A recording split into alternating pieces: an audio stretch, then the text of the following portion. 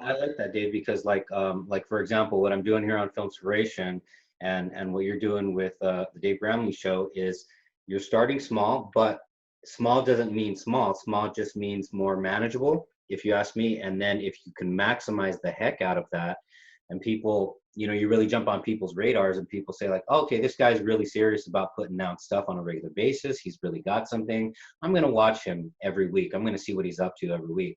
And then you build, oh, I touched my face as I should not be, sorry. um, Well, you do know where your hands have been, I think. So that's true. I am here at home. I have been washing my hands. That I can promise.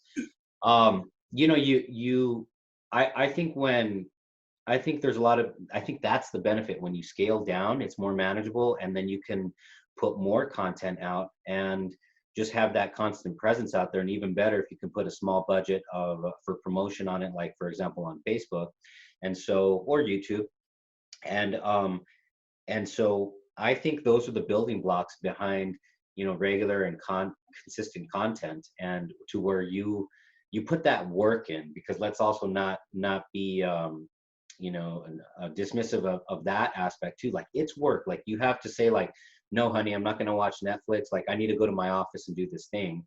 But you put that work in consistently, and in my case, this past week has been exactly that with regards to everyone, like such as yourself, Dave. Thank you so much for responding to that post. I said, people responded. I told my wife I need to talk to people, because I had to space everyone out, but I wanted to turn no one away. And so, but I think when you build that brand with the tools and the resources that are at hand, then the money will come later. But I think the money will come, from what I've seen, the money and the trust in what you're doing will come because you've been consistently doing it. So then the horse is in front of the cart and not the other way around. And so, Dave, so one of the interesting things that we were talking about earlier was that you were in the construction business for, what do you say, 25, 27 years? And 27. And so you were talking, and you just threw out a term that I think should definitely be in filmmakers' vocabularies, the term business model, because I think it's a term that needs to be, we need to examine more often, like, okay, how can we apply a business model to what we're doing? Because first comes the passion that drives you to make the content, if it's, regular, episodic, comedic stuff, as in your case, or short films or Filmspiration in my case.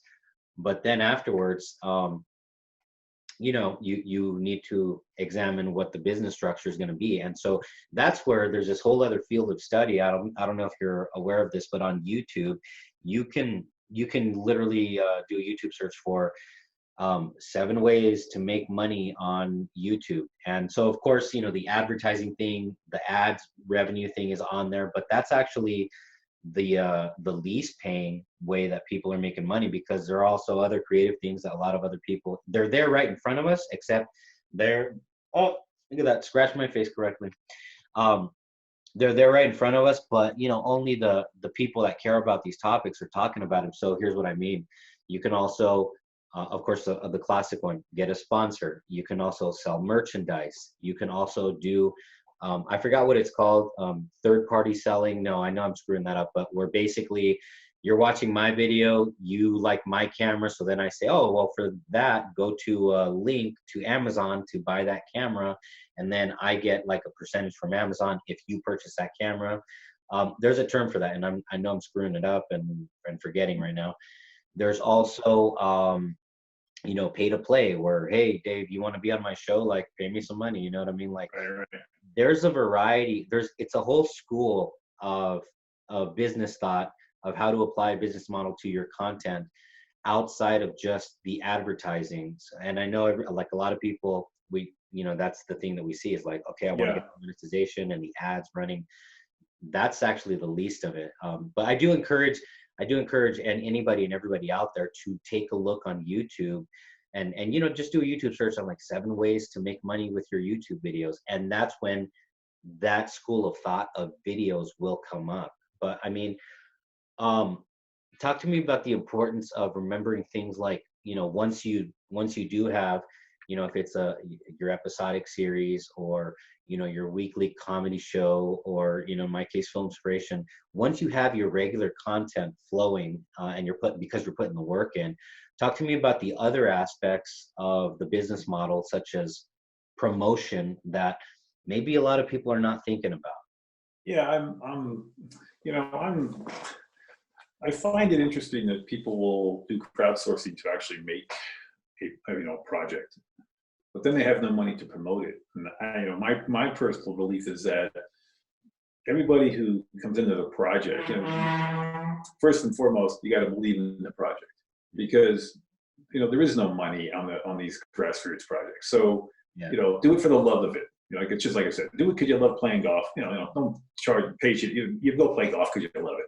But when we get done, as the filmmaker, it's my responsibility then to maybe crowdsource for some money to have an advertising campaign. And I ran my construction business for 27 years. You had to advertise.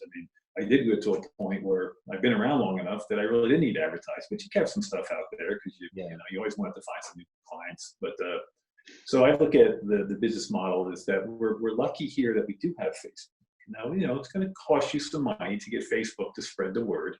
I hear people complain about that, and I laugh. I say, well, that's how they make a living. That's their job. So it's like, you want to get paid as an artist, right? Well, they want to get paid as the advertising media that they are. So I look at it that we're kind of fortunate, because like back in my day as a musician, back in the 80s and 90s, it cost, you had the local newspapers or radio was basically it. It was expensive if you tried to promote yourself like that. You basically promote yourself by playing in bars. You played for the door, and that was it. You had the gig.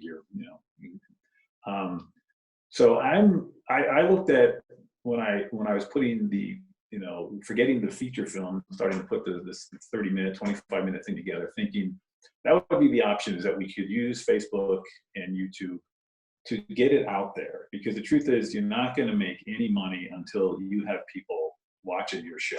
It just comes down to that. Spend as much money as you want, but it's art's a tough sell. Hollywood still makes bombs, and they still put movies that go horribly wrong, and they all know what they're doing. So as an amateur filmmaker, I know that could very well happen to me, and probably would. So I move, gingerly into putting money out, but like you say, $1 a day, $2 a day, that's not a lot of money, to put out there. And most people aren't doing it. That's the thing. Most people aren't promoting. Yeah. And if you do that, your promotion right away, you're stepping above your competition, because you really have to do, it's not that there's maybe other content all the other content's bad, but it's who's ever got the good content, do you put it above everyone else that people start to watch it? And it doesn't matter who you are. And I think I mentioned this before, like Meryl Streep's one of the greatest actors in the world. It doesn't mean that this person in my, sitcom isn't also as great an actress. She's just not known. Yes. And we need to get her ability or his ability, or whoever. We need to get them out there and let people see him. He's a comic. Maybe I'm as funny as Louis C.K. You wouldn't know. I need to get myself out there. Very true. So I, as a business owner of 27 years, I look at it and say, if I'm going to put out a product, when I'm all done and said, where is my outlet to sell it? Now, as a house builder, I had that as a multiple listing service. I literally could just hand it to a professional realtor. I could walk away, get a check later. I wouldn't have to do anything. Hollywood probably has that outlet, all lined up. We don't. So we have to kind of improvise. And you really should think about that before you get involved in these projects. If you're just doing it for the fun of it, fine. But I don't know why you wouldn't want to think about the business side, because you're going to do the art. But hey, the art could sell if you're a little wise about what you're doing. Maybe you need to tweak the subject, whatever. And that's, I think I'm sitting on a very good idea with my sitcom now at White House. But it's just, getting it out there now and keeping our fingers crossed. And Dave, so with regards to thinking about the promotion, I've read a bunch of articles, as we all have, about, whatever your budget is, if your budget's like, like on a film, like, well, Hollywood's model, if you read articles, like, so if a movie costs $150 million, right, let's say half of that is already geared toward marketing. So really your actual production budget is going to be about 75 million. But, so that's kind of the theory there, and you'll find it in various different forms and incarnations. But basically, half of what you have should always go toward the promotion, and I entirely agree with that. Yeah. And so to go into that a little further with regards to like the benefits of constant promotion and constant presence through constant promotion, I'm going to go into my work life a little bit as a cameraman for one of the local news stations. When people see me show up with the camera right here on my side, and I've got the tripod right here, and I'm going toward a shoot, I've had moments where one guy, a restaurant owner, I was actually buying a burrito at his place. So I didn't even actually, it was like my lunch break. I didn't walk in with a camera and the tripod, but I do have a marked vehicle, and he saw that parked outside of his fast food Mexican joint. And so at first, behind the counter, I ordered my burrito, and he's then, he makes a comment like, "Hey, put me on the news, man, put me on the news." And I said, I kind of played it off as like, one day you'll be famous, you know what I mean? But then afterwards, for myself personally, that was kind of about it. He actually revisited, within the next few seconds, he revisited the topic of, no, like seriously, put me on the news, do a news story. And that's when I realized that he was actually going to be persisting. And so he kept on pushing it for about another 2 or 3 minutes. And I told him, do you have a piece of journalism or a topic of current events that is related to your establishment that I should be covering, AKA news? Is there something news or journalism related? Here's why I bring that up, because what I found, as in that case, as in with many cases, when they see the camera and the tripod, a lot of people don't know that there is a distinction between promotion that they are seeking and the craft of journalism and photojournalism, very specifically, that I practice and that I'm very blessed to practice. There is a difference between the two, but people only think promotion. But here's the funny thing. Let's go into psychology a little bit. People don't know that they don't know that that's what they're actually seeking. They don't even know that they don't know that they're hounding me for promotion to do a news story on some guy's restaurant, as much as I would love to. And so I politely told this young man, have you ever considered constant promotion, AKA a commercial for your food establishment? Right. And, it hit him like a ton of bricks. Like it was, all of a sudden I started speaking another language. And I said, look, if you're on now here, so let me close on that half of the topic, because let's take a very quick look at the statistical math behind, okay, let's say for whatever reason, I get green lit to do a story on this burrito joint. Okay. That's literally going to be somewhere between 1:15 and 1:30 in a 30-minute newscast. All right. Let's go through them.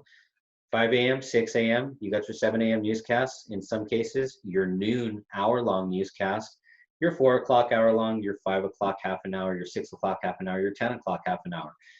I just went through 8 newscasts, and you're asking me to put you on TV for 60 to 90 seconds within the span of 8 newscasts. And that's for one TV station in Tucson, Arizona, of the I'm lifting up 4 of the 3 major TV stations. So basically you're asking me to make you a drop in the ocean or a flash in the pan. Yeah. My counter to that is the other side of the equation. There are certain car dealership salesmen in town who are in our heads, but here's why they're in our heads. They pay money because they understand the brilliance behind the constant presence of promotion. They understand that, and thankfully, I'm very thankful for that. I know a lot of people are like, "Oh, I hate commercials," and that's how I've been very blessed to make my paycheck for 17 years now. So, but back to you're hitting a point there. What's that? You're hitting a point there that back when I was running my construction business, the radio station there had what they called the top of mind ad campaign. Top of mind means if I said, "Hey, a good contractor, your business would be the first one that would come to someone's head. Okay. And that's exactly what these auto dealers do. You know, we're not here to promote one particular one, but we easily could. We know names, you know, and it's just strictly because of that. They're constantly out there. Hey, you want to buy I could go to, and you know the name, and so they're top of mind. You know, that's a constant presence, and there are successful businesses. And you say, well, you wouldn't have to advertise. No, it's the reason they stay successful is they're just, you know, when the time comes. And I went through that as a contractor. Well, I'm on the phone too, honey. Oh, you're not with the bank. So yeah, my cat was complaining about coming into my studio. Was that your cat screaming out there? What's that? Is that the cat screaming out there? Yeah, it's she actually. She was. Oh. So anyway, yeah. Let me. But that's Pardon me. So yeah, yeah. So that, but you're right. That's like as far as, you know, keeping art out there. I mean, I would expect to be constantly spending some money with Facebook. Here's my production assistant, by the way. What's her name? What a cutie. Lucy. Yeah. But yeah, Dave. I mean, I think with regards to, like, for example, when it came time for my wife and I to buy a car, where did we go? We went to one of those dealerships that's always on our minds because, you know, these people, they allocate money toward that constant promotion, aka commercials on the radio and television and internet. Because when it came time for us to say, who should we go buy a car from? We knew who we were going to go to because because the branding of this guy's voice, the feeling, you know, we're like, you know, we want to go with this guy because we feel comfortable with, you know, with this car salesman and whatnot. And so when you take a look at the bigger all machine of not just producing your regular content, but also the promotion behind it, and then, you know, how you monetize, which is a whole other school of thought, another science, if you will. Which all of these different facets, I'm so fascinated by, always like learning whatever I can. You know, there's going to be some things that I've already heard before, so I can kind of gloss over them maybe. And then there's other stuff that maybe I haven't, and it would benefit me to sit down and learn.